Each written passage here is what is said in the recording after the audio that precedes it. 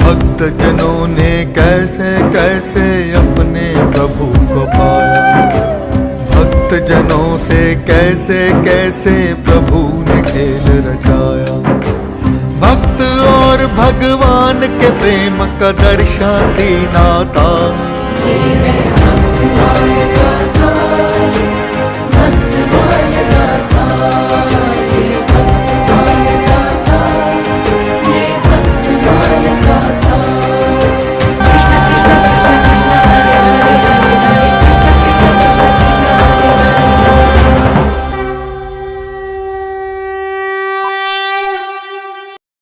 भोजन लेके आई हूँ।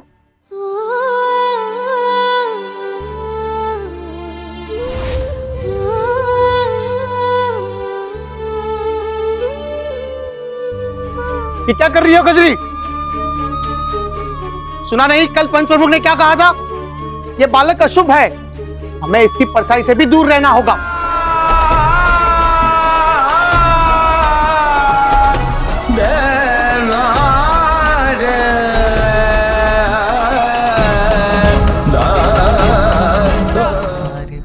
बहुत भूख लगी है, मैं अपनी आंखें बंद कर लेता हूँ ताकि किसी के साथ कुछ अहित ना हो।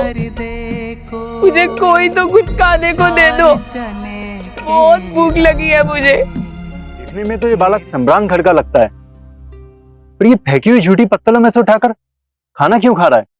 क्या इसे निमंत्रण नहीं दिया था? नहीं, बालक को निमंत्रण देना मृत्यु को आमंत्रण देने के समान है। उसे आपके सानिध्य की आवश्यकता है, उस पर दया कीजिए पंडित जी। सुदामा, तुम तो उसके कृत्य से भली भांति परिचित हो, उसके लिए दया का अनुरोध कर रहे हो।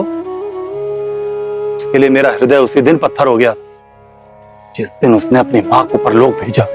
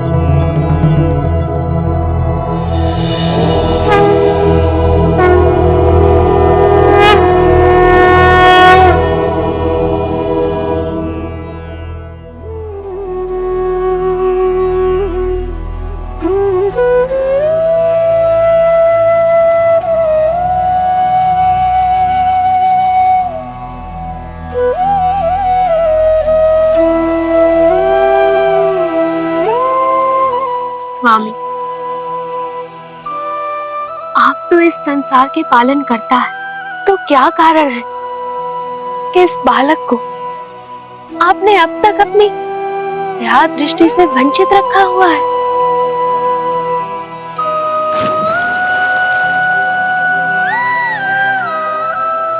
देवी,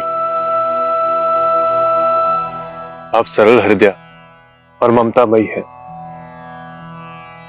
इसीलिए इस बालक की नियति से आप उद्वेलित हो रही हैं। मनुष्य का भाग्य ही उसकी विधि का विधान होता है, जो उसके जन्म के पूर्व ही निर्धारित कर दिया जाता है। तत्पश्चात नियति द्वारा लिखे गए इस विधान को बदलना के लिए भी संभव नहीं है। अतएव आप थोड़ा धैर्य रखिए देवी। एक नन्हे से बालक की इतनी निष्ठुर नियति देखकर भला मैं धैर्य कैसे रखूं स्वामी? ऐसा कौन सा पाप किया है इस बालक ने कि इसकी नियति इतनी कठोर है? कुछ कीजिए स्वामी, कुछ कीजिए, अन्यथा मैं उस नियति को बदल दूंगी। अभी ठहरो उमा, इस बालक की नियति में अभी यही लिखा है। अभी तो नियति द्वारा इस बालक के निमित्त बहुत से कार्य संपादित होने हैं। नियति ने निमित्त बनाने हेतु एक अबोध बालक को ही क्यों चुना है? यह नियति का घोर अन्याय है उस बालक के साथ। स्वयं आपने ही मुझे जगत जननी की संज्ञा दी है, तो भला जननी अपने पुत्र को इतनी असहनीय पीड़ा और दयनीय अवस्था में कैसे देख सकती है? और यदि ऐसा हुआ तो यह मेरे लिए अपराध बोध की अनुभूति होगी। शीघ्र ही इसका कोई निदान बताइए स्वामी। नहीं गौरव, जो कार्य और पर्याय जिस क्षेत्र और कालखंड में जिस निमित्त द्वारा संपादित होना होता है, नियति उसका निर्धारण स्वयं करती है। वह कालखंड अभी आया नहीं है।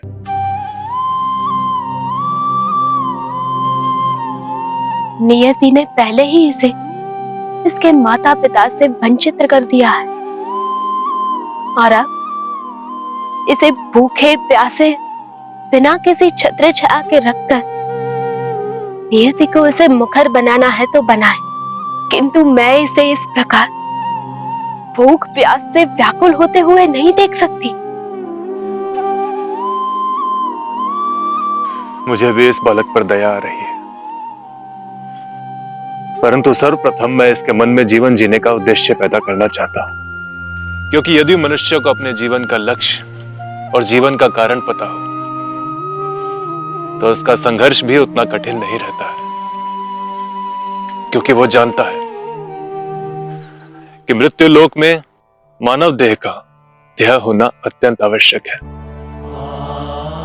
और कभी कभी तो इस देह का इतना प्रभाव होता है कि मानव देह की परिभाषा से भी विरक्त हो जाता है। सहस्त्रों ऋषि मुनियों तपस्वियों ने तप के प्रभाव से अपनी देह से विरक्ति कर ली। घनघोर तपस्या में सैकड़ों वर्ष बीत जाते थे, किंतु भक्ति में लीन उनके मन और आत्मा को शरीर की आवश्यकताओं का भान भी नहीं होता था। मैं इसके मन में भी भक्ति उत्पन्न करना चाहता हूं। तुम चिंता मत करो, मैंने इसकी व्यवस्था भी कर दी है, और इसके भोजन की व्यवस्था तो तुम्हारे कर कमलों से ही होनी है। यदि नियति ने मेरे ही हाथों से इस बालक के भोजन का प्रबंध लिखा है तो आपके कहने से मैं थोड़ा धैर्य अवश्य रख सकती हूँ स्वामी।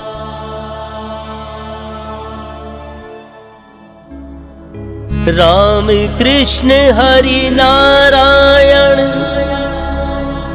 जप ले आठो यार, कठिन कर्म के लेख मिटाए मंगलकारी नाम।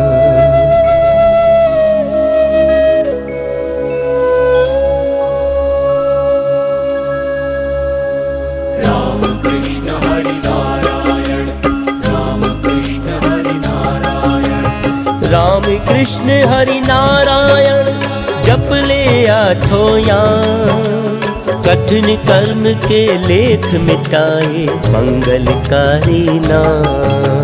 राम कृष्ण हरि नारायण, राम कृष्ण हरि नारायण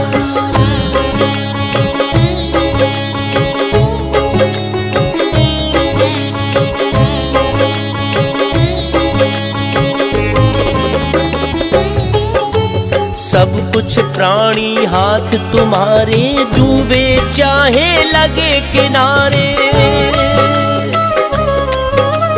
सब कुछ प्राणी हाथ तुम्हारे, डूबे चाहे लगे किनारे। भव सागर से पार कराए, मन चाहे विश्राम।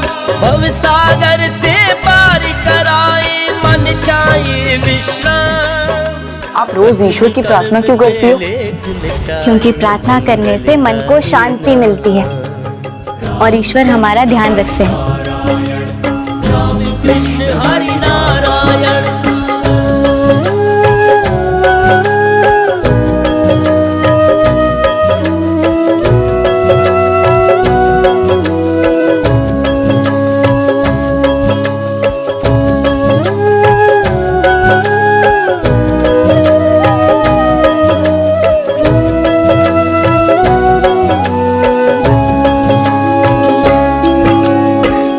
लगी है घर गलियारे, पग पग गिरते हैं अंगारे। आग लगी है घर गलियारे, पग पग गिरते हैं अंगारे। मन की तपन बुझाकर करता शीतल हरि का नाम। मन की तपन बुझाकर करता शीतल हरि का नाम। कठिन कर्म के लेख मिटाए, मंगलकारी नाम। राम कृष्ण हरि नारायण, राम कृष्ण हरि नारायण।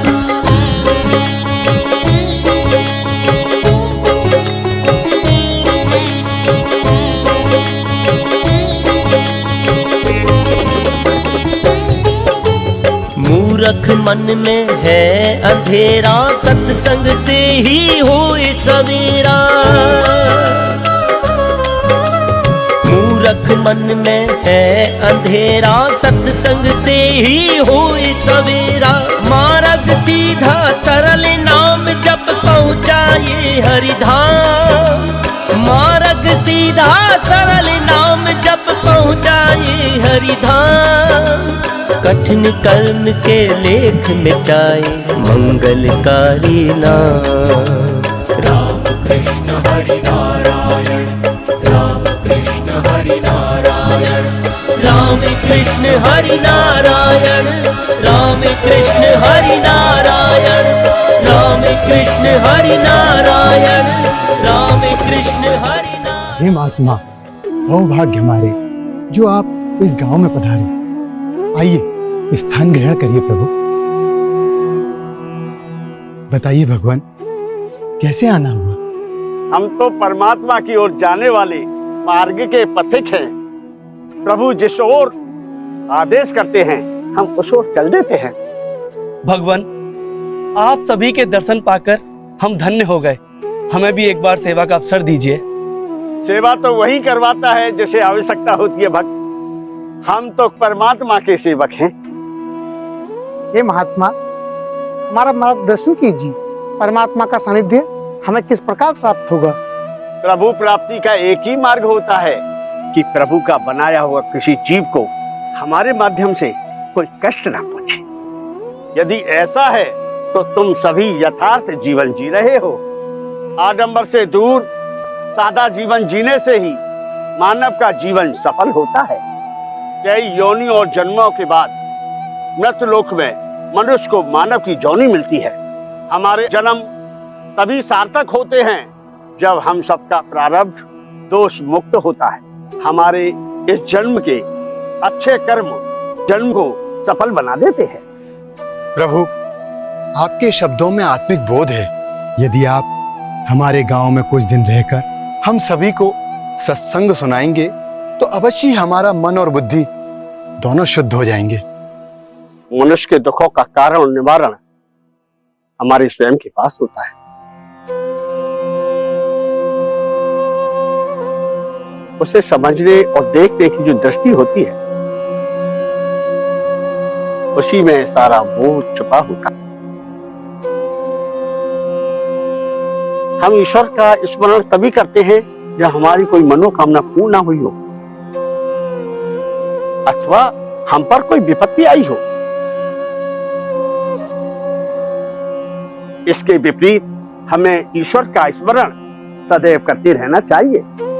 हरि नाम जपने से ही हमें दुखों से लड़ने की शक्ति मिलती है। श्री हरि सारे दुखों को हल लेते हैं। भगवान की भक्ति में ही सच्चा सुख है।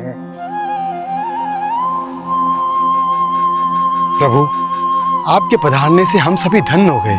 मैं पुनः आपसे निवेदन करूंगा कि आप हमारे इस गांव में कुछ दिन रुकिए और हमें अपनी सेवा का अवसर प्रदान करिए, और आप जैसा कहेंगे हम वैसा ही करेंगे।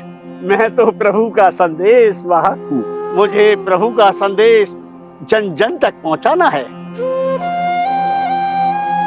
आप सब वही कीजिए जो आपकी अंतर आत्मा कहती हो, परंतु अंतर आत्मा की वाणी सभी को सुनाई नहीं देती। उसे सुनने के लिए आत्मा की शुद्धि आवश्यक है, जो पुण्य कर्मों से ही संभव है। जीवन में यदि ऐसा अवसर आया तो अवश्य आपके साथ रहने का अवसर मिलेगा। अब हमें प्रभु के कार्य हित आगे जाना है। महात्मा जी ने बताया कि हरि नाम जपने से सारे दुखों का अंत हो जाता है। मैंने हरि का ध्यान तो कभी नहीं किया, कदाचित इसीलिए मेरे भाग्य में भोजन भी नहीं। हे प्रभु, मुझे भूख से लड़ने की शक्ति दो। मैं सदैव की भक्ति करूंगा। राम कृष्ण हरि बोल, राम कृष्ण हरि बोल, राम कृष्ण हरि बोल, राम कृष्ण हरि बोल। स्वामी, आपने इस बच्चे को नाम जप की लगन तो दे दी, किंतु उसके उदर की अग्नि कैसे शांत होगी? राम कृष्ण हरि बोल। आपकी नियति इसे भोजन कब प्रदान करेगी?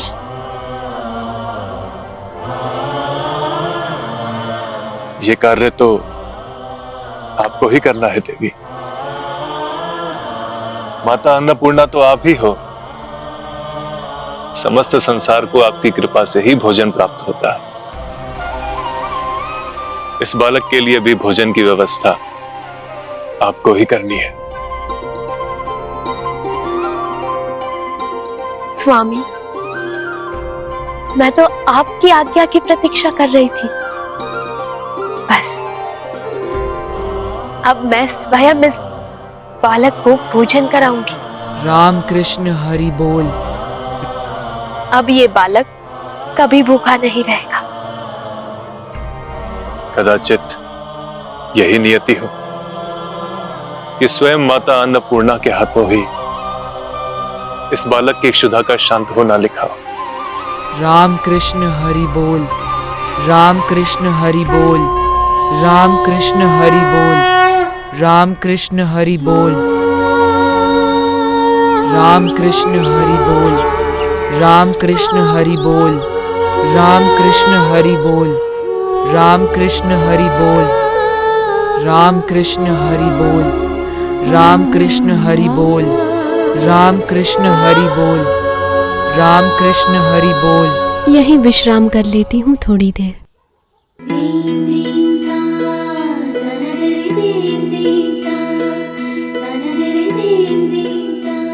ये कौन माता है?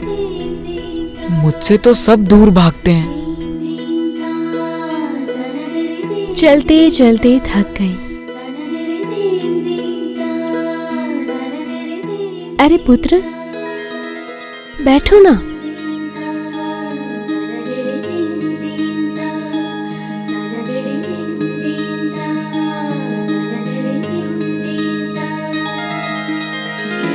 अरे आज तो मेरा उपवास है, लेकिन मेरे पुत्र ने मार्ग में खाने के लिए चने रख दिए। कदाचित उसे भान नहीं होगा।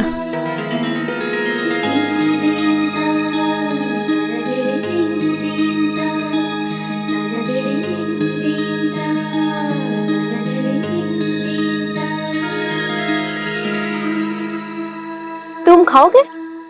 किंतु आप भूखी होंगी माता। आप क्या खाएंगी? स्वयं भूखा है, किंतु मेरी भूख की चिंता कर रहा है। आप क्या सोच रही हैं माता? पुत्र, मेरे तो ये किसी काम के नहीं है, मैंने खा नहीं सकती। तुम ही रख लो, जब तुम्हें भूख लगे तब खा लेना। परंतु माता, आप क्या खाएंगी? मैं उपवास में कुछ नहीं खाती। यदि मार्ग में भूख लगी तो फलाहार कर लूंगी। वैसे तुम्हें देख के प्रतीत हो रहा है कि तुम भूखे हो। अब तुमने मुझे माता कहा है, तो संकोच किस बात का? आओ मेरे पास बैठो। आओ।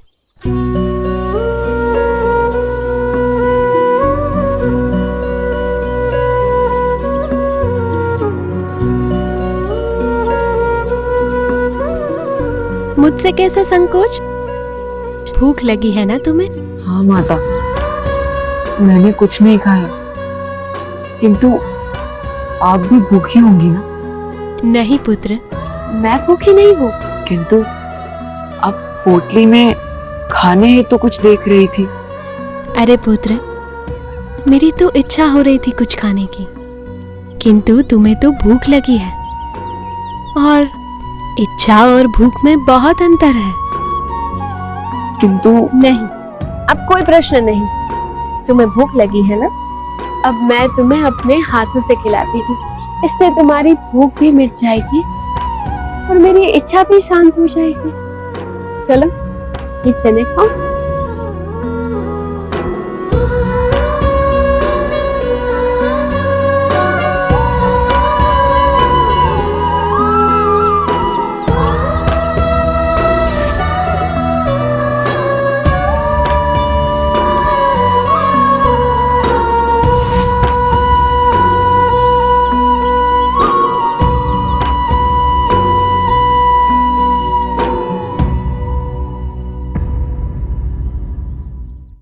परम कृपालवे श्री सद्गुरु भगवते नमो नमः। जय श्री राधे, जय श्री कृष्ण।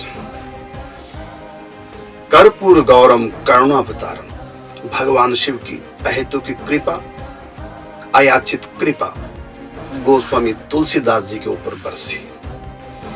भगवान शिव के दो रूप हमारे पुराणों में है। एक है परात्पर स्वरूप और दूसरा है वैष्णव नाम यथा शंभु। और गोस्वामी तुलसीदास जी तो कहते हैं, सेवक स्वामी सखा सिया पीक। सेवक भी है राम जी के शंकर जी, स्वामी भी है राम जी के, और सखा भी। तो गोस्वामी तुलसीदास जी के जीवन में पथ प्रदर्शक बन करके परोक्ष रूप में भगवान शिव का पदार्पण होता है। तो भगवान शिव की कृपा से सत्संग मिलता है।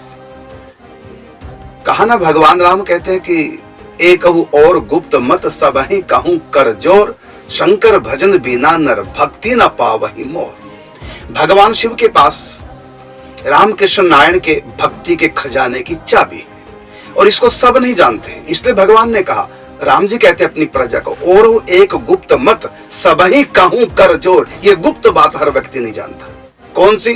कि शंकर भजन बिना नर भक्ति ना पावई मोर। जैसे संतों के पास भक्ति के खजाने की चाबी है गुरु के पास, इसी प्रकार शंकर जी के पास भी, क्योंकि शंकर जी का एक रूप है वैष्णव नाम यथा शंभु। गुरु तत्व है भगवान शिव, गुरु तत्व शिव और ढरदान। और वही रूप गोस्वामी जी के सामने प्रकट हुआ। किसके रूप में? पहले सत्संग के रूप में। सत्संग आता है कृपा से, गुरु कृपा से, गुरु तत्व भगवान शिव। तो गुरु कृपा से सत्संग आया। कहा ना कि बिन सत्संग विवेक न होई, राम कृपा बिन सुलभ न सोई। भक्ति तात अनुपम सुख मूला, और मिला ही जो होई संत अनुकूला। तो भगवान शिव ने, संत जा रहे थे, रमते राम थे, आगे जाना था उनको तीर्थ यात्रा के लिए, लेकिन हरिपुर गांव में आ गए थोड़ी देर के लिए।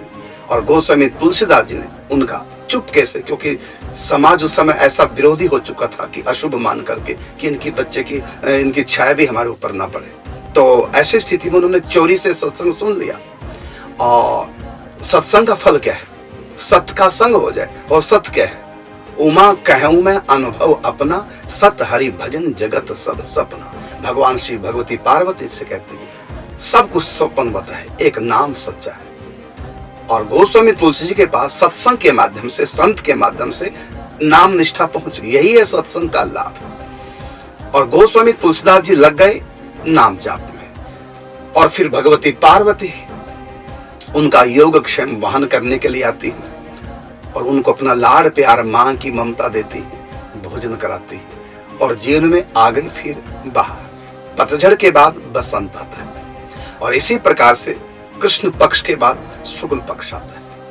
इसलिए हमको किसी भी स्थिति में घबराना नहीं चाहिए, क्योंकि एक सूत्र है, सब दिन होत ना एक समान। बुरे दिन हर समय नहीं रहते और अच्छे दिन भी हर समय नहीं रहते। परिवर्तन प्रकृति का, संसार का नियम है।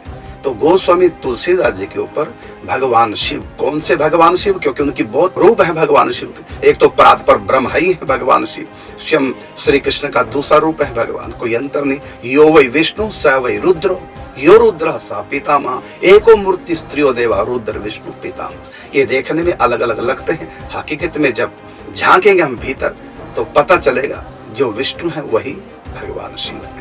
10 नाम अपराधों में एक अपराध है परमात्मा के किसी भी रूप में हम भेद न करें। यदि कर रहे हैं तो एक बहुत बड़ा अपराध है। तो भगवान शिव किस रूप में आए? गुरु के रूप में आए। और ये हमारे अपने जीवन का अनुभव है। आज जो भी इस दास के द्वारा हो रहा है, आप विश्वास कीजिए, ये सब भगवान शिव की कृपा से हो रहा है। आज से लगभग 36 वर्ष पहले जब मैं मान मंदिर बरसाना में पूज्य श्री रमेश बाबा जी की छत्र छाया में रहता था, तो उस समय भगवान शिव ने स्वप्न आदेश दिया कि तुम्हारे द्वारा कुछ कराना है।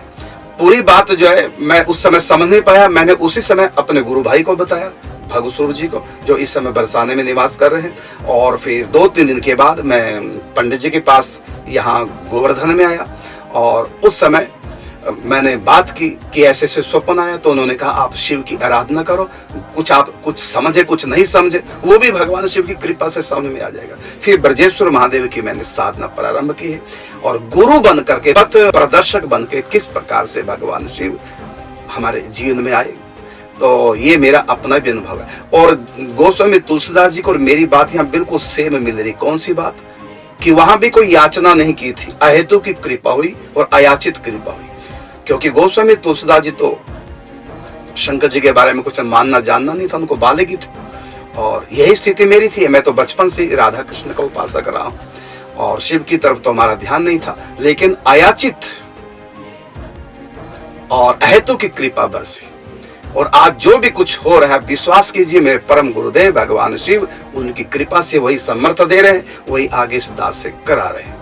और इष्ट देव के प्रति मेरी शरणागति ऐश्वर्य भाव के प्रति भगवान शिव ने कराई। उस समय ऐश्वर्य भाव के प्रति कराई। उस समय मैंने श्री कृष्ण का चतुर्भुज रूप स्वप्न में देखा था, श्री कृष्ण का चतुर्भुज ऐश्वर्य भाव के प्रति। फिर धीरे धीरे भाई जी की कृपा हुई और अनेक महापुरुषों की कृपा हुई। भगवान शिव परोक्ष रूप में रह करके मुझको गाइड करते रहे और आज जो भी कुछ हो रहा है मेरे परम गुरुदेव भगवान शिव की कृपा से हो रहा है। हमारे जीवन में भी भगवान शिव गुरु के रूप में आए, पथ प्रदर्शक के रूप में आए। उन्हीं की प्रेरणा से सब कुछ होता जा रहा है। वही समर्थ दे रहे हैं, वही सब करा रहे हैं इस दास को निमित्त बना करके।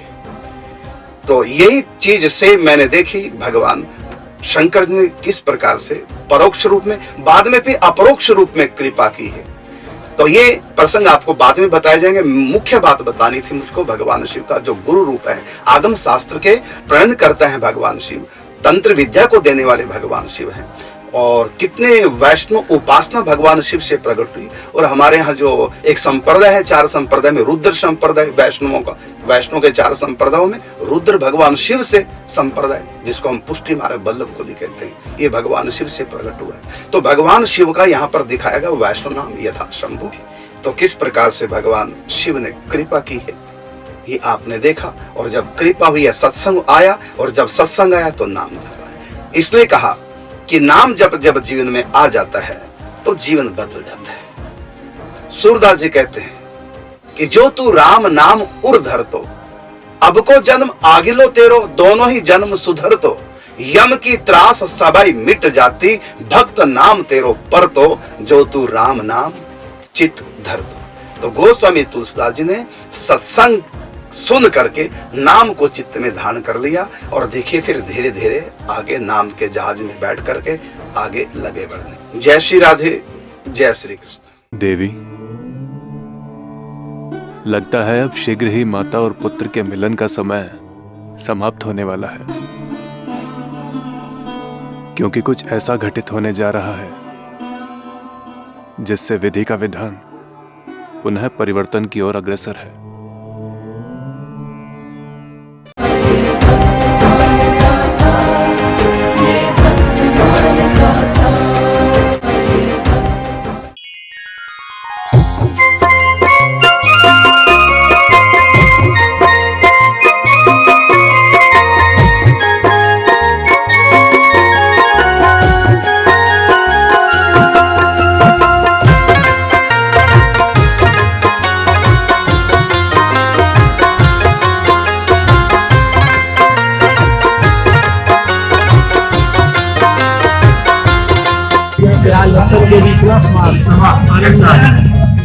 यहाँ का टेस्ट बहुत अच्छा है।